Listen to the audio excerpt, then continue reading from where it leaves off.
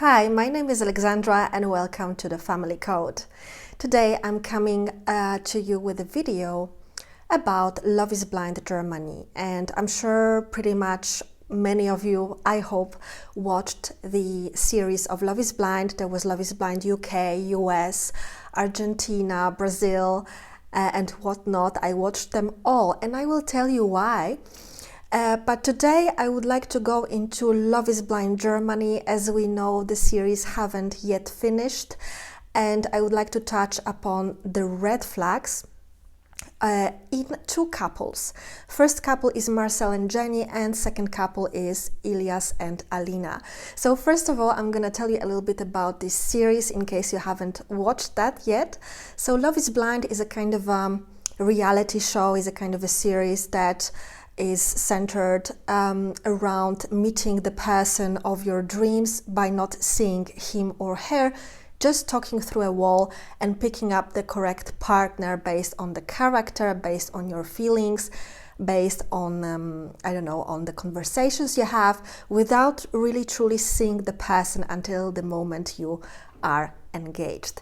So yeah, it's like, marrying a complete stranger in a couple of weeks. But this series, this reality show, it's great to watch, especially if you are into relationships, because they are the couples participating, the singles first, because they are the singles, and later they unite into couples. They show us an incredible amount of signals of who is ready for a relationship, what kind of issues they have. Many of them think they are ready for a relationship, but their behavior totally dismisses this fact that they are not. In case you haven't watched it yet, I truly recommend it. It's on Netflix, so you can give it a try.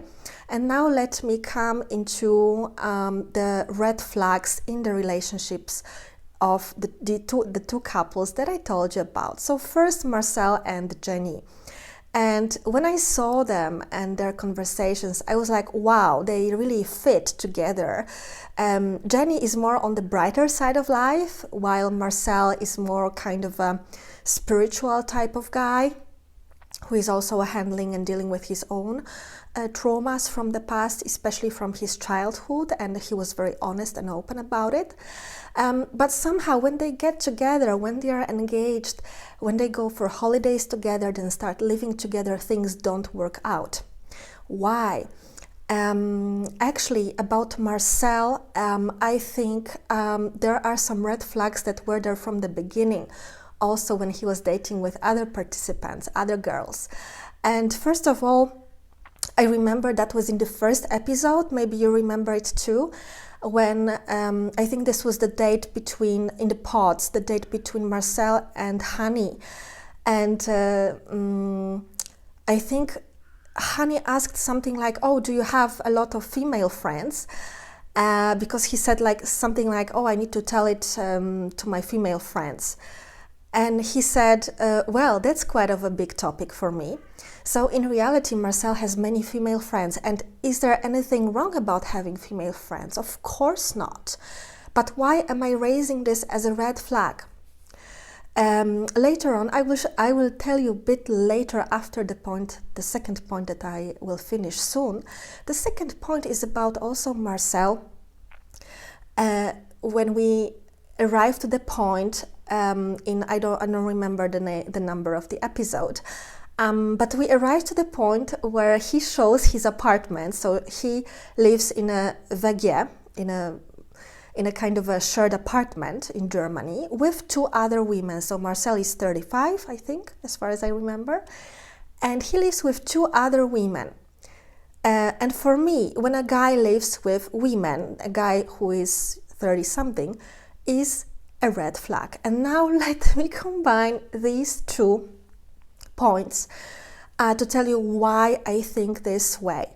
And of course, Marcel is a sweet spiritual guy who, of course, is very mindful of Jenny, who can look at her and stare at her, and who can feel and follow his feelings. But at the same time, there are some red flags that make it difficult for him to establish a bond or a true relationship. And first of all, this is this being circled by women, because if you're a man, and there's a lot of now materials about masculine and feminine energy, and if you're a guy, if you're a man, and you are circled with women, for example, you live with women, I mean, I'm a woman and I live alone, but if I would like to live in a vestiaire or a kind of a shared apartment, I would like to live with women, not with men. So it's like this thing that he's always circled with women. He has female friends. He's living with 2 women and he has his own room. And this can be a sign that he is more in his feminine energy than masculine energy. Again, is it wrong? No, I'm not saying that this is wrong.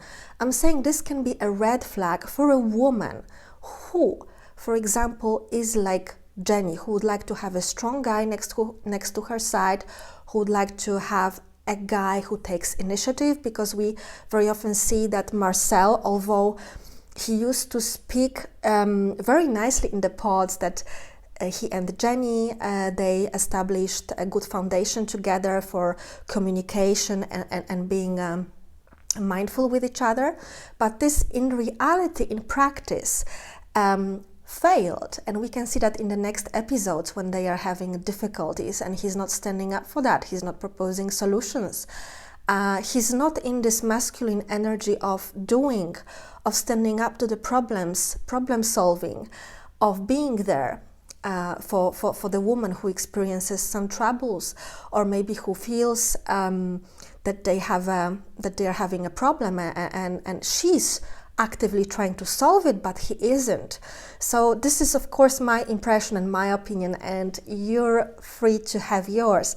But I think Marcel is not a good fit for Jenny, because Jenny, she's a bright soul. She wants to go to a concert while Marcel is telling her, oh, I go for these retreats once a year for 7 or 10 days when you don't talk to anyone.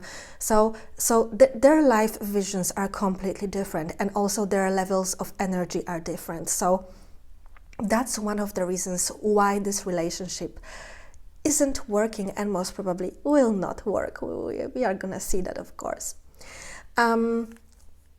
Then also, like Marcel, he's very spiritual, and he knows a lot, and he's meditating and doing all these things, but this automatically does not mean that if a person does this, they are like very well developed in spirituality, in recognizing their own patterns, in being emotionally available. Sometimes it's just the contrary.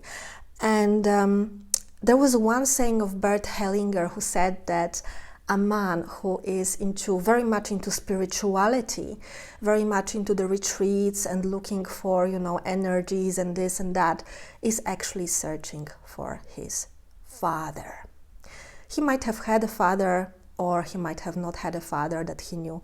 That's why there is this kind of urgency to search for something there. Usually when you were brought up, and as a man, when you have a good relationship with your father, it shows on the outside. It shows in your actions. It shows in what kind of a man you are. So I think this lack of connection to the father is one of the main issues why certain men are more feminine than masculine. All right, second couple, Ilas and Alina. So I remember I noted it down. Alina, I think in the first or second episode, she said that, in the past, while they were dating, in the past, the guys were not committed to me in such a way that I was committed to them. So with this piece of information, we know that her pattern was, okay, I was committed, I was the one trying, I was the one really giving love, and the guys were not as committed as I was. So this is a piece of information that tells us that actually Alina was in relationships before where she was giving much more than she was receiving. So there was an imbalance in giving and taking, and this is of course a huge problem if you are stuck in such a relationship. What about Ilas? Because Ilas, he's flirtatious. He's like the guy who knows what he wants. We have to admit it, Ilas was very honest and open about what he did in the past, that he cheated on one of his ex-girlfriends. He was honest also in conversations in the pods with Alina. But things started to shift when, after the engagement, when all the participants got to know each other at a party, and there was like a camera roll, a moment when Ilas was looking at Hani, at other female participant, when he suddenly got very red, and you could tell that he loved the girl. He liked the way she looked, so he was fascinated. And later on in the next episodes, this fascination is taking on strength, and we can see that while having discussions with Alina, who notices straightforward that, hey, he's talking to Hani all the time, they are laughing, they are chit-chatting, having a good time, and he even openly says that he's thinking about her. Of course, he admits this is just a friendship when he speaks with Alina, but in turn, when he speaks with Hani, maybe you remember, he says, well, from my side, this is not friendship, and I want you to know that. So, of course, he knew he had feelings for Hani. On the other hand, he had one foot out the door with Alina, and this is a very embarrassing for Alina, who really had feelings for him. And he was open. He was really open. We saw the signs. He was telling Alina, hey, listen, I like talking to Hani, I like her, she's my type. And then I remember that Alina asked, okay, what would you do if between Hani and Daniel it wouldn't work out? What would you do? And then there was like a kind of a pause, and Ilas says, I don't know. So we have all the signs here that the guy is not into Alina as much as she's into him, and this is really enough to leave the guy to tell him, hey, I don't think we will manage to be a couple. I don't think we will manage to get married, because there's again imbalance, and we see that Alina loves more. Ilas is hesitating, and I was really proud of Alina when she stood up for herself, and she told Ilas, listen, if you're gonna speak to Hani again, or if you're gonna talk about her, something like that, I'm gonna leave, because I am in this relationship with you. So kind of you need to acknowledge that and choose left or right, basically. So I liked when she said that, but unfortunately she got very soft as soon as he said, no, I want you, I want to be with you. And this is also kind of a red flag, showing that Alina, she has a problem of maybe being,